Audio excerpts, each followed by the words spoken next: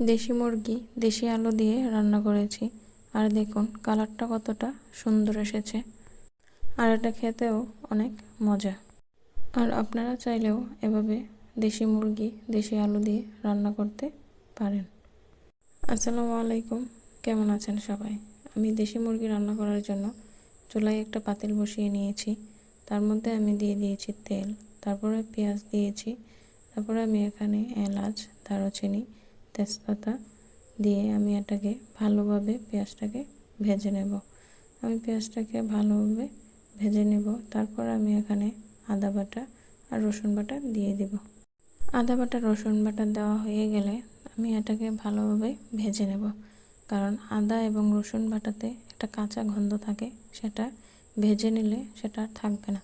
তারপর আমি এক এক করে হলুদ, লবণ, মরিচ সব মশলা আমি এখানে দিয়ে দিব। সব মশলা আমার দেওয়া হয়ে গেলে আমি এটাকে এখন ভালোভাবে ভেজে নেব। আমি মশলাটাকে ভালোভাবে ভেজে অল্প একটু পানি দিয়ে দিব যেন নিচে না লেগে যায়।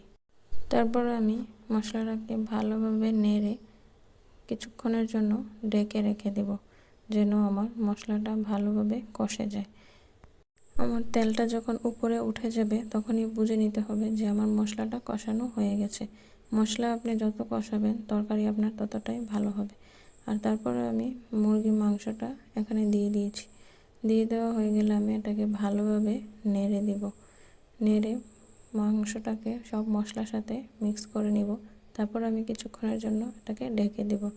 এই তো দেখুন, ঢেকে কিছুক্ষণ পরে আমি মাংসটাকে আবার নেড়ে দেব। তারপর অল্প পরিমাণে একটু পানি দিয়ে দিব যেন আমার মাংসটা নিচে না লেগে যায়। তারপর আমি এটাকে ভালোভাবে কষাতে দিব। যেহেতু দেশি মুরগি তাই আমার কষাতে অনেকটা সময় লেগে যাবে। আমি একটু পানি দিয়ে এটাকে ভালোভাবে কষিয়ে নিব। তারপর আমি আলু দিয়ে দিব।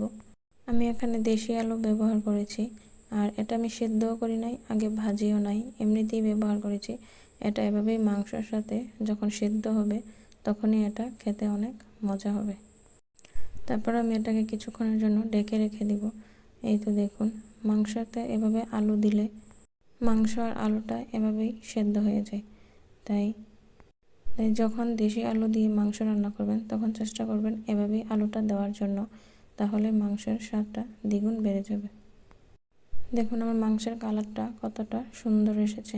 আর সবসময় মাংসতে হলুদ একটু কম দিবেন, মরিচ গুঁড়া একটু বেশি দিবেন, তাহলেই দেখবেন কালারটা অনেক সুন্দর এসেছে। তারপর আমি তরকারিতে পানি দিয়ে দিয়েছি। আমি এখানে